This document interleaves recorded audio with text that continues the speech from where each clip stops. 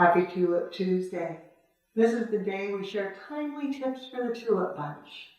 Today, talking about the trend of reflexing blooms. Garden roses are wonderful for that. Key is to let them open and get to room temperature. If they're too cold, they'll crack.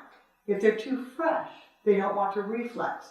But once they're at room temperature and a few days old, you can easily reflex them out, popping those petals, getting that full, luxurious look, right to be on trend. You do it with almost any variety. Try a different one here. Coming back, just reflexing.